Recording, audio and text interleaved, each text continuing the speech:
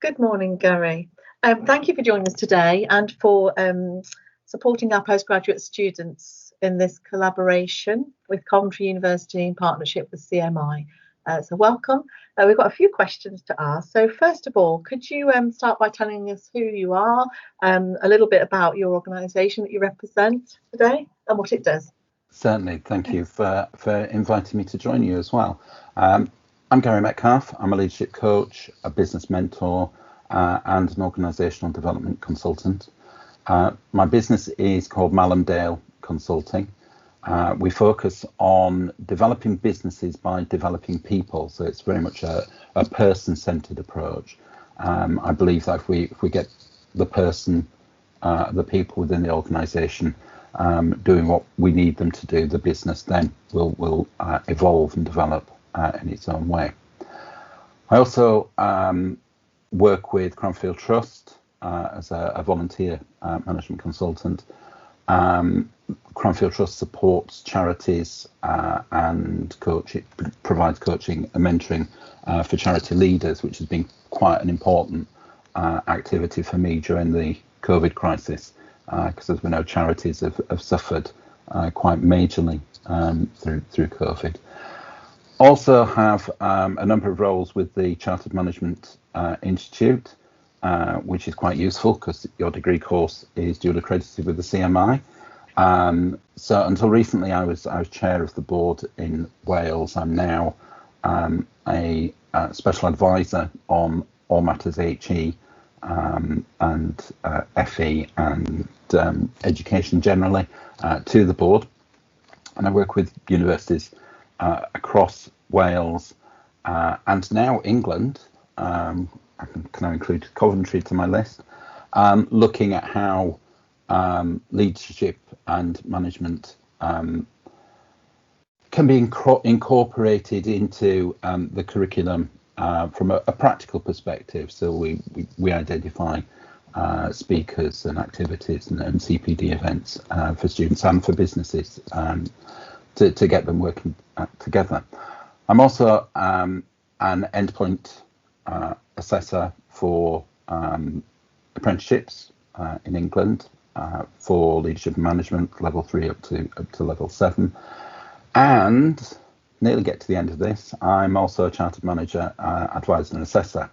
So chartered manager for some of your students, they'll be awarded foundation chartered manager as part of their course, and then 3 years of relevant management experience, they can apply for chartered manager, and it'll be one of our team who will then assess their achievements, how they've managed people, how they've managed change, and also checking their commitment to continuous professional development. I'm a chartered manager myself, and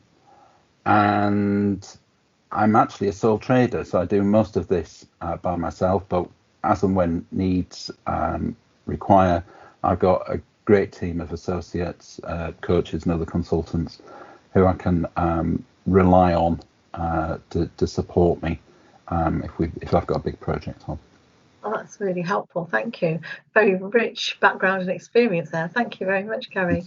Just touching on that a little bit, I know coaching is used as a development tool quite a lot these days, and I just wondered if you could just tell us a little bit more about how that has come to pass, because obviously a lot of people associate management development with formal sort of learning development events, which obviously were quite expensive for businesses. And I noticed now that coaching has become quite a tool for organisations to use in developing their leaders and managers. I'm guessing that's something that you're involved with quite a lot, hence your job. Yeah, it's originally Mallamdale was set up as a training business providing training courses, but I find that with smaller business, they can't afford to spend a whole day out on a training course when the only bit they're interested in is the bit that you're going to cover after the morning break just before lunch. I understand. So it's a specific objective that they're wanting to look at. So coaching fits better with those smaller businesses. Similarly with the larger business, if you've got an individual who's wanting to move up the leadership ladder, there aren't always courses to meet that need. Right. They have specific requirements. And again, being this people-centered approach to development, it's better to have a coach than it is to spend a week on a strategic leaders course where you're just going to learn a small element.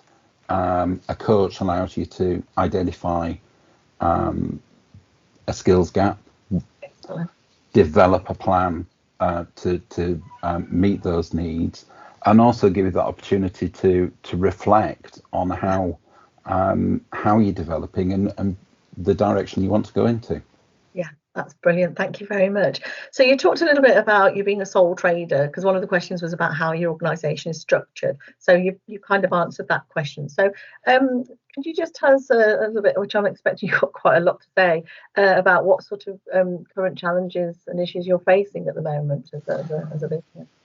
I think the biggest challenge for me is, because I'm based in Wales and we have been in lockdown, I think longer than, nearly as long as Northern Ireland. We were only just coming out of lockdown now towards the end of April, where we are able to meet outdoors, but there's no cafes open, so we can't have coaching sessions in coffee shops, which a lot of clients like to do. So the challenge has been embracing technology and doing everything on Teams, Zoom, Google Hangouts, which isn't the same. Sure.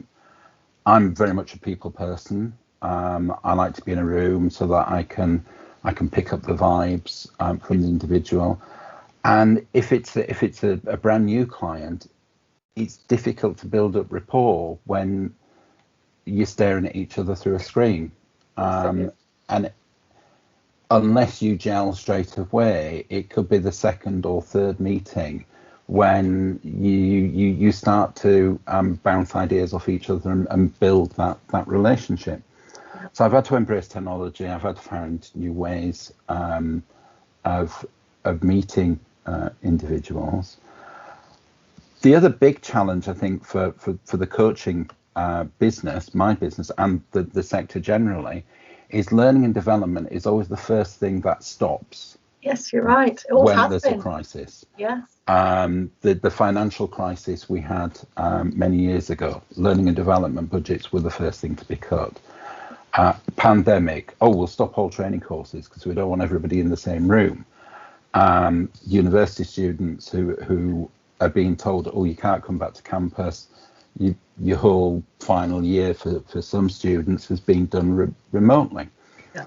And it's finding techniques because I do group coaching as well as one-to-one. Right. And when I'm sorry, when I'm working with a group of students, you've got to factor in the time difference, because some students have actually gone home, so back to European countries or Africa or the Oceania Pacific areas. So you've got to factor that in, but also you've got to factor in the fact that not everybody has strong Wi-Fi. Absolutely. And so sorry, just grab some water. Sorry, Gary. That's okay.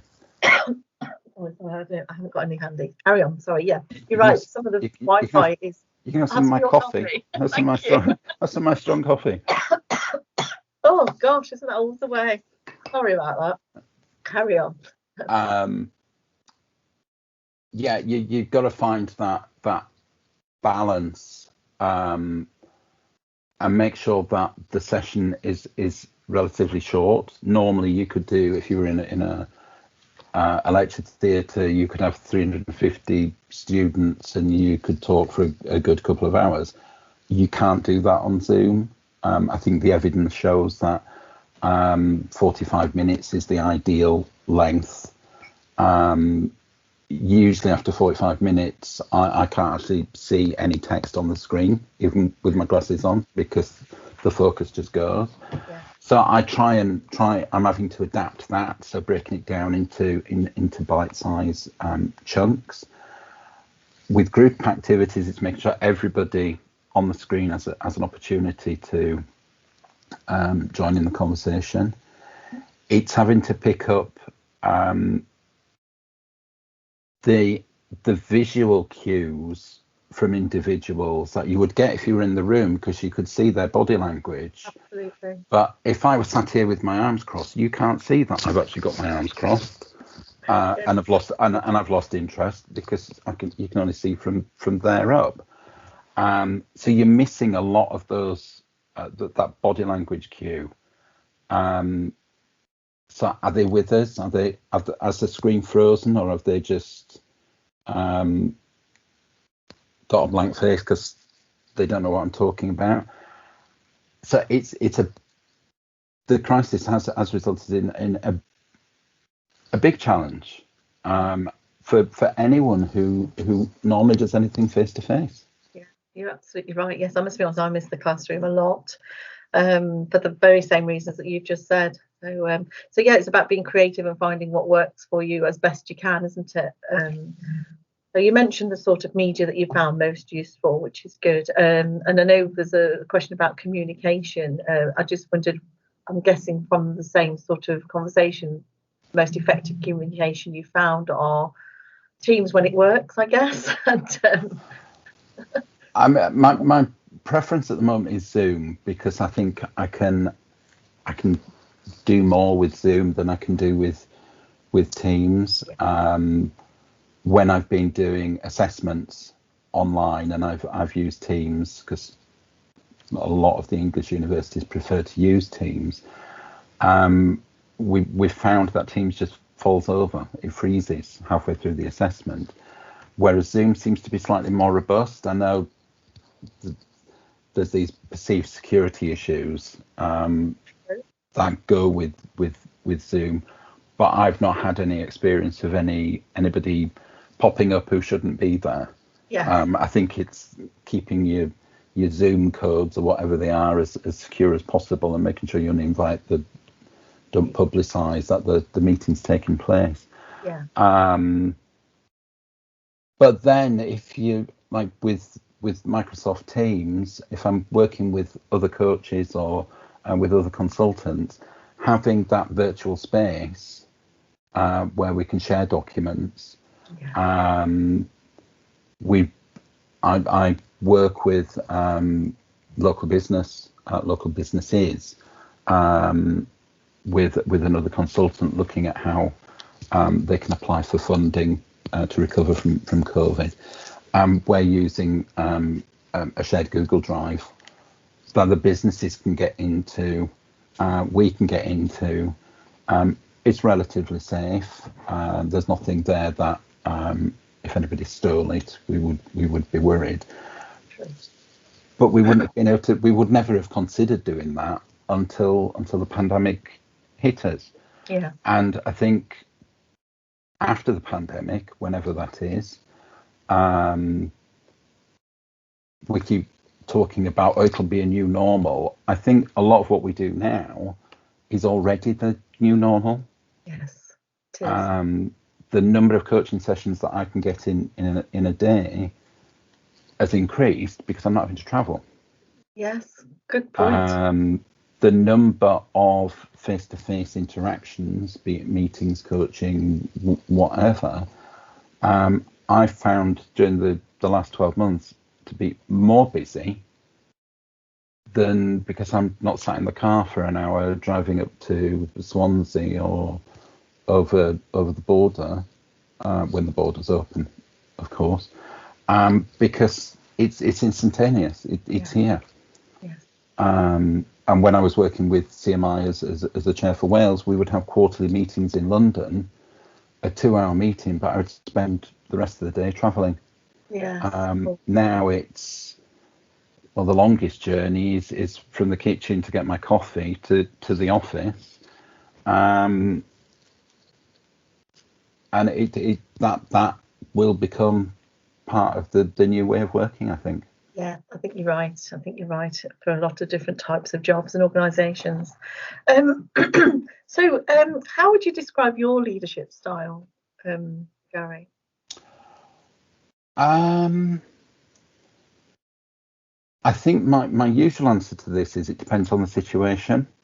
I'm a strong believer of Kenneth Blanchard's situational leadership model.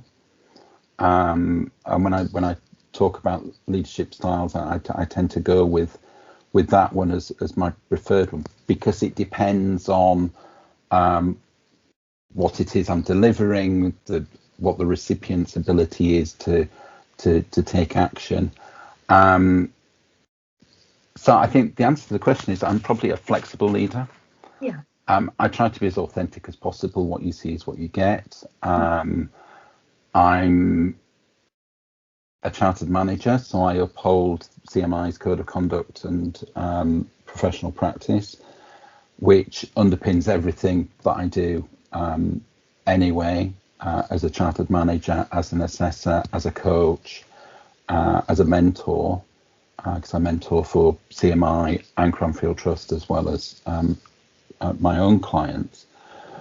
And I think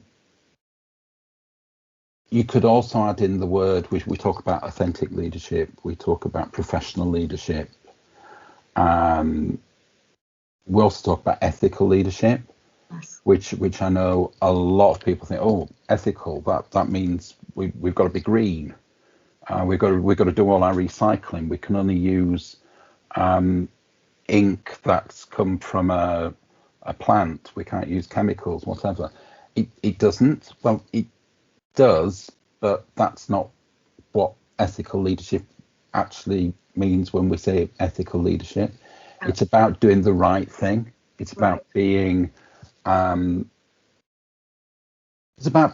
professional. It's about being authentic. It's about putting the team first rather than your own agenda. It's about putting the organisation first, or joint first. And I think something I use regardless of whether or not I'm got my CMI hat on, or my Cranfield Trust hat on, or my Malhamdale Consulting hat on. And I don't know whether or not that shows well on the screen. Yes, it does show well on the screen, and all of our students have access to that. So yeah, that's good. Thank you. It's the CMI's code of conduct and professional practice, and this is for consultants as well as leaders and managers. It's a joint code of conduct, because the Institute of Consulting is also part of the Chartered Management Institute, because I'm a fellow of both of them. And the sort of things when we look at leadership styles, or the types of leader, the code of conduct gives us 6 areas. When I'm coaching, I would say to leaders, be they future leaders from a student point of view, or a senior leader who is looking to develop their own staff, actually look at the code of conduct. Right. Also look at the leadership competencies. But it looks like a wheel on the CMI website. The code of conduct covers 6 areas: behaving in an open, honest, and trustworthy manner, and then it cites examples under each of these headings. Upholding the reputation of the profession and the institute, acting in the best interest of your organisation, customers, clients, and/or partners. And I think that's the key thing. That's the people-centred element. Continually developing and maintaining professional knowledge and competence. It's not just about having your level 5 certificate or your diploma. It's not about having your degree in leadership and management. And it's not about having 30 years experience in leadership and no qualification. It's about keeping up to date with what happens around on the leadership management agenda.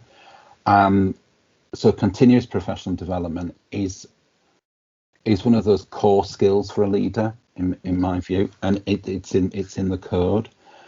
And it's not just about going on courses. You've got your on program activities, the stuff you learn whilst you're doing your degree, or your qualification at college or through work. It's the off-program activities. Yeah. It's going to those events that CMI or the other professional bodies run for members, watching some of the webinars, and CMI has a regular program of webinars that I recommend to some of the charity leaders that I work with, because the skills aren't just for CMI members, they're for anybody who's a leader. And there's a really good archive resource of webinars and new stuff coming up. Identify a leadership guru who you find interesting. So Simon Sinek, who talks about why a lot, is one of my favorites, because he's got that relative experience in business. He's not a pure academic. A lot of academics have got practical experience outside, away from the university. But you need a thought leader who can give you that, to force you to rethink about what you're doing as a leader. So find some gurus. Coaching and mentoring. David Clutterbuck. Yes. Who's my fantasy dinner date I can see mine list. There's Jonathan Passmore at Henley Business School. There's a third. There is a third one, Carrie Cooper, but he's more a psychologist. And the stuff around resilience, which are all things. I mean, David Clutterbuck is he does a lot of work with Cranfield Trust, which is how I know him. Oh wow! And his programs that he's done for leaders of charities have been well received, and he's done webinars. Search them out. There's lots of stuff out there that you can do around continuous professional development, and it starts now. Yes. Don't wait till you've got a job. You need to be constantly thinking. If you want to work in big business or any business, look at places like the big consultancy firms, PricewaterhouseCoopers, McKinsey, Harvard Business Review, some of the big colleges, MIT over in the US. They have online resources and regular webinars, regular email content, newsletters and the like that they send out with bite-sized content. Good. Gosh. And as a CMI member, you've also got access to Management Direct. Yes. And the Career Development Centre on the website, which has such a wealth of information. I should really be on commission for CMI, because I do sell. I sell in the sense of recommend their resources, because it's the only organisation in the UK that's got that depth of resource. And because of the relationship with the British Library, anything that's in publication, so any journal that we'd normally pay money for, we get free access to. And a lot of members don't know that, and a lot of students don't know that. We're always telling our students that, and it's an incredible resource. I'm a huge fan of the career development.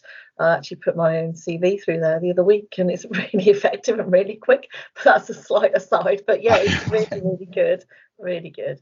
But going back to the code, the last two elements on there, just to complete the circle, creating a positive impact on society. That's the bit that a lot of students think is the ethical leadership bit. So it's in there, but it's not just about that positive impact on society. And the final element, and I think this brings in diversity and inclusion and equality, is respecting the people with whom you work. And there's examples in there, supporting colleagues to understand fully their responsibility, areas of authority and accountability, promoting, enhancing and sharing best practice as a manager. It covers health and safety, it covers well-being, but it also covers the anti-bullying elements, so sexual harassment, bullying, that equality piece, and collectively, the code of conduct gives us the inclusion element that we always link with diversity and equality.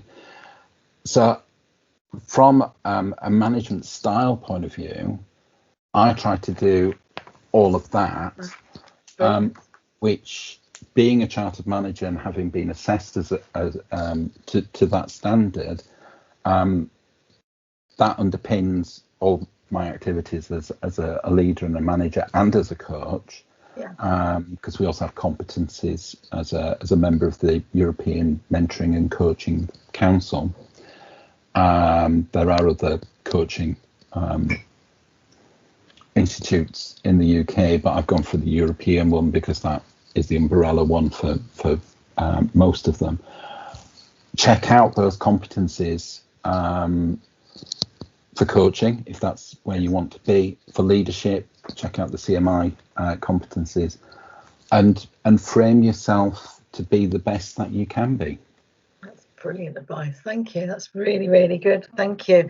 I think that covers everything, because you covered a lot of the questions I had to ask, all together, which has been fantastic.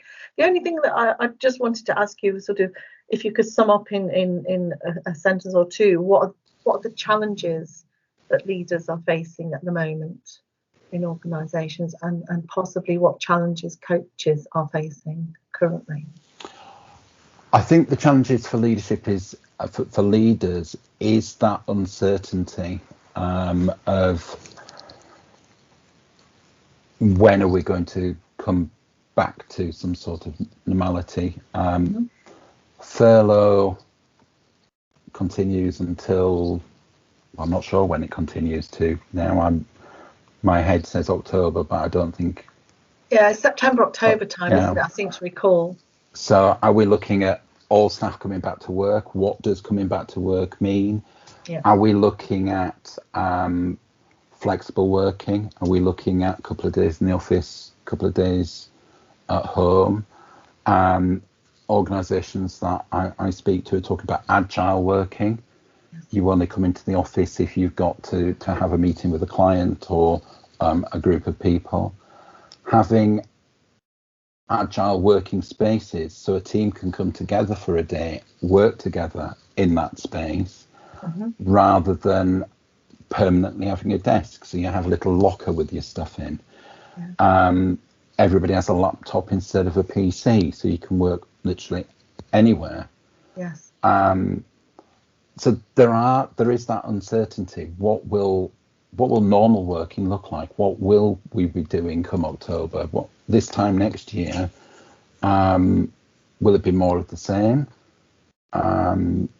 12 months ago, we were looking at Management 4.0, the fourth industrial revolution. What was automation and artificial intelligence going to bring? How were managers and leaders going to respond to that? True. Well, we've done that. We've moved on. We have. Yeah, some. we're on to 5.0 now. Indeed. Because we've had to adopt automation very quickly. How many of us shop online now, where we didn't? It was a treat 12 months ago. Now it's Friday morning. He lets himself in, puts the bags in the hall, says good morning, sees himself out. He doesn't, but that would be the ideal. It'd be better if you put things in the cupboard as well. But I agree. Yeah, but that's the level that we've gone to, and that's a new normal. I think from a strategic leadership point of view, decisions have to be made as to how we manage the well-being of staff. Yes. We hear constantly that staff are struggling without that physical contact. Yeah. Mental health is a big issue and will continue to be an issue. Yes. Mind Mind Cymru, the Wales bit of mental health charity, beginning of the pandemic, set up a scheme where you could register online for mental health support. Within 24 hours, a mental health support worker contacted you. You remotely did a questionnaire, like an assessment type tool, and then you had a either a telephone conversation or a face-to-face meeting, and then you'd have a monthly catch-up. Yeah. That's been so popular across Wales that they've had to stop taking new people onto that scheme. Have they? We were, or Cranfield Trust and CMI in Wales were advocating that as an option for everybody and anybody. And we got a message just before Christmas. Can you stop telling people about it, because we haven't got the numbers. We haven't got the number of practitioners to support. So I think as a strategic leader, we need to be thinking about what support can we put in place to help mental health. I mentioned earlier Carrie Cooper's one of my fantasy dinner guests. The work that he does as part of Robertson Cooper. They do there's a book, there's an online website, and there's an assessment tool called iResilience, the letter I, resilience, which is great for assessing your own resilience in work, at home. But it's not just one of these standard questionnaires where it gives you, oh, you're not resilient, or you are resilient. It actually goes through a series of elements and actually gives you recommendations and support tools. And that's one of the things that I've been recommending recently. Yes. For businesses that need to bounce back, but not just bounce back, but to remain resilient. Yes. 12 months ago, we thought, oh, come the summer, it'll all be over. We don't need to worry. We'll be able to cope. Some of us have had 3 lockdowns. Yes. If we go into a 4th lockdown, I think mental health will worsen.